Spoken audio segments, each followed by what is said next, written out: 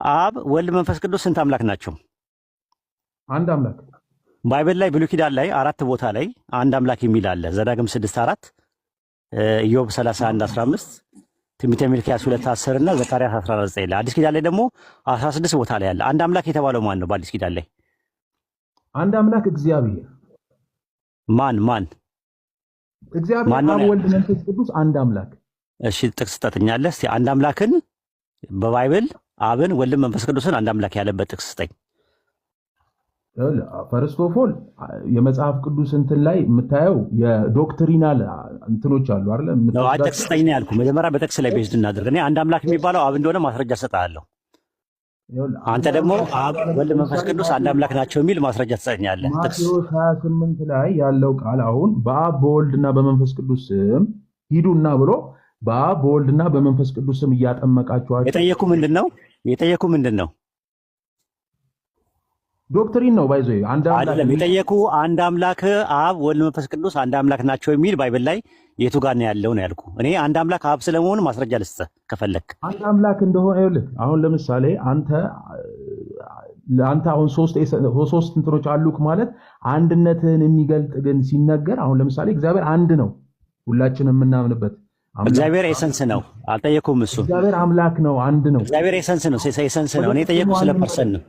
ግድ የለም ስምህን ስለማላውቀው፣ ግን ወደ ቅድሙ እንመለስ። ዋናው ሐሳብ እግዚአብሔር አንድ ነው። አይ ጥቅስ አይወለ ጥቅስ አታዝገን። አሁን ብዙ ሰው አንድ አምላክ አብ እንደሆነ ይናገራል። አብ ወልድ መንፈስ ቅዱስ ሶስቱ አካላት አንድ አምላክ ናቸው የሚል ጥቅስ አምጣ።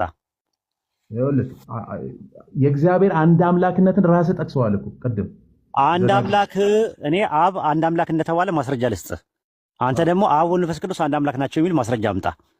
እሺ ለምሳሌ አንድ ነገር ልንገርህ። ለምሳሌ ዮሐንስ ላይ ዮሐንስ 14 ላይ እሺ ዮሐንስ 14 ላይ ለምሳሌ ምዕራፍ 14 ቁጥር 20 ላይ እሺ ያ ላይ እንደዚህ ይላል፣ እኔ በአባቴ እንዳለው እናንተም በእኔ እንዳላችሁ እኔም በእናንተ እንዳለው በዚያን ቀን ታውቃላችሁ ይላል። እሺ ምን ፈለክ? 20 ላይ ምን ፈለክ? 20 ላይ ቆይ 14 20 ላይ ምንድነው የፈለከው? ቆይ እንጂ ያነበብከው ጥቅስ ላይ ምንድነው የፈለከው ልታሳየኝ? እኔ በአባቴ እንዳለው እናንተም በእኔ እንዳላችሁ። አሁን እኔ እዚህ ጋር እኔ በአባቴ እንዳለው የሚለው ቆይ ተረጋጋ። ድጋሚ አንብበው እሱን ጥቅስ 14 20 ላይ እኔ በአባቴ እንዳለው እናንተም በእኔ እንዳላችሁ። ይሄ ማለት እኔ በአባቴ እንዳለው ነው የሚለው። ፈርስ እናንተ በእኔ እንዳላችሁ እኔም በእናንተ እንዳለው ሲል ምን ማለት ነው? ሪሌሽን ነው የሚያሳየው ወይስ ኤሰንስ ነው የሚያሳየው? እኔ በእናንተ እንዳለው እናንተ በእኔ እንዳላችሁ የሚል የለውም እዛው ላይ 14 20 ላይ?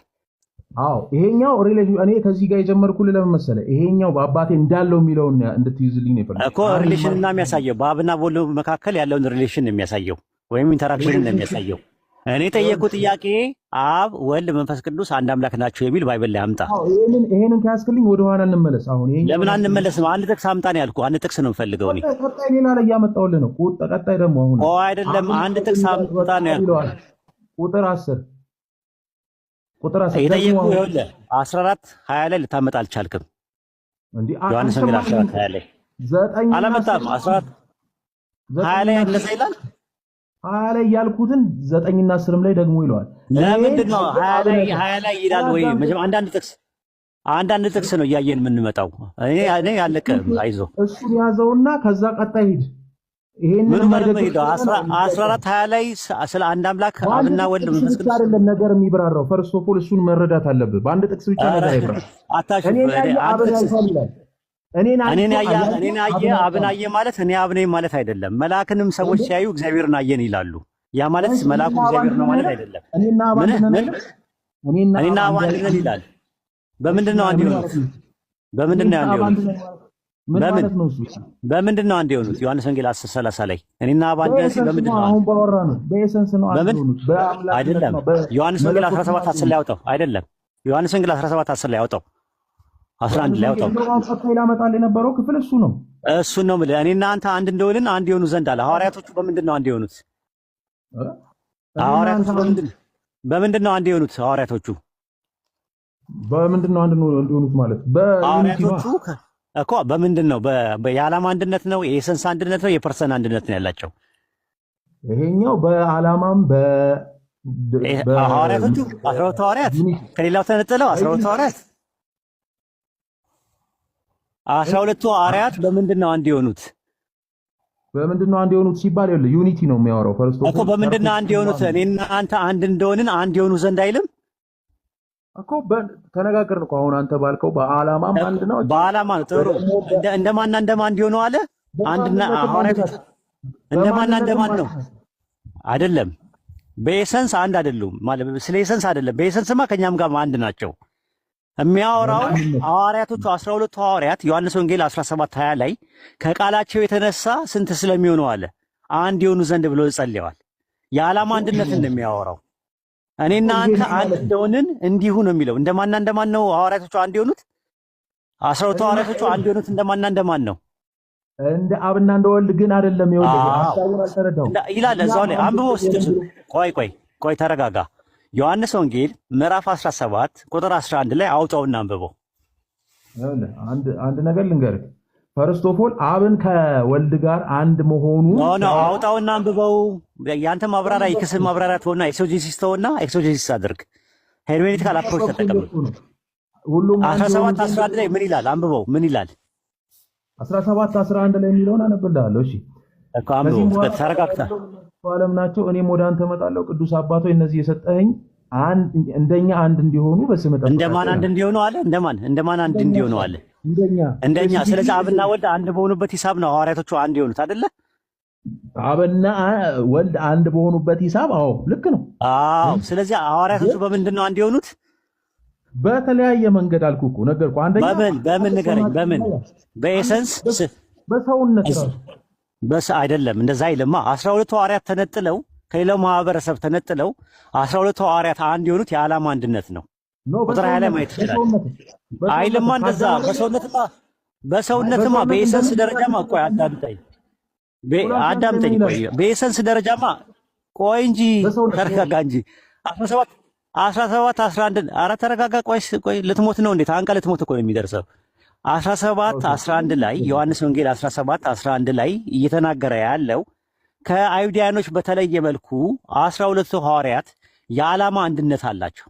ለዓላማ አንድነት አንድ ለሚለው ቃል ግሪኩ የገባው ምንድን ነው ታውቃለህ? ጨርስና ላውራ ታውቃለህ? እየጠየኩህ ነው። ምንድን ነው የገባው የግሪኩ ቃል? የትኛው ጋር ከየት ነው? ሚያስ ነው ሚያ ነው? የትኛውን የጠቀመው? የትኛውን ነው የምታወራው? የትኛው ጋር ያለው? አንድ ለሚለው ቃል የሚጠቀመው ግሪክ 3 ትርጉሞች አሉ አይደል? ማስኩላይን፣ ፌሚናይን እና ኒውትራል ጄንደር አሉ አይደል? አንድ ሄስ እና ሄን እና ሚያ አለ አይደል? ግሪክ ላይ እሺ፣ የትኛውን ነው የሚጠቀመው? ሚያ ነው? ሄስ ነው? ሄን ነው? የትኛውን ነው የሚጠቀመው? እዚህ ጋር ሄስ ነው። ሄስ አይደለም፣ ሄን ነው። ሄስ አይደለም፣ ሄን ነው። እንዴ አንተ ልጅ አውጣውና አውጣው እስቲ አውጣው። ይኸው ኧረ አላህ ፍራ እስቲ አቡኪ ያለ ዛሬ ምን አይነት ውሸታም ነው? ለምን አታሳይ? ለምን አትከፍትልኝም? ቪዲዮ ክፈትልኝ። አቡኪ ያለ ቆይ አንዴ ተረጋጋሽ። ይከፍትልሃል። አቡኪ ያለ ባይብል አብ አንዴ ክፈትለት። ዮሐንስ ወንጌል 17:10 ላይ ሄስ ነው የሚለው ብሎ ዋሸን። እንግዲህ ክፈትልሃል። በትልቁ አድርገው። እሺ አንዴ ትንሽ ብቻ ታገሱኝ። አንዴ ልፈታው።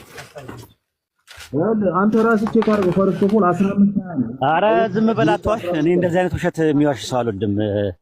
ካልሆነ ትወርዳለህ። አንዴ ተረጋጋ። ያው ሊከፍትልህ ነው እንዴ? በዚህ ደረጃ ሰው ሲቦተረፍ አይቼ አላውቅም በህይወት ዘመኔ ማለት ነው። የማታውቀውን ነገር አንደኛ ግሪክ አችልም። አንተ ነህ የምትዋረድ። ኦኬ ግድ የለም።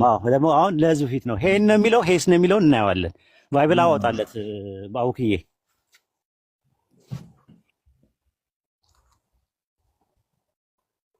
እኔ ያልኩት እንዳይቀይር እስቲ ጻፉልኝ። ምንድን ነው ያልኩት? እኔ ሄን ነው የሚለው ብያለሁ። ጻፉልኝ ከስር።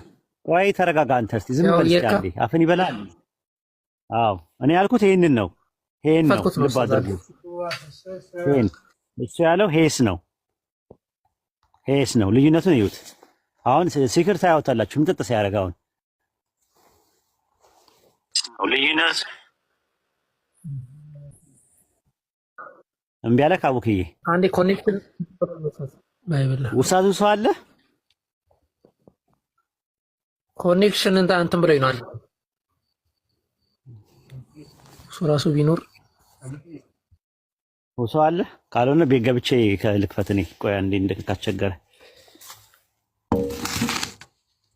ይሄን የሚል አይታየም ወይ? አይታየም ወይ?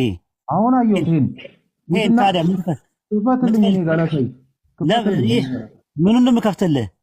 ያኔ ቪዲዮውን ስላሳይክ እኔ ላይ እኮ አስፋው፣ ራስን አስፋው። ግን ይሄን የሚል አለ የለም? አሁን እስቲ እንዴት ነው? ይሄው እየሞከርኩ ነው እኮ አያስገባኝም። እኔ ኧረ ተዋሻለህ።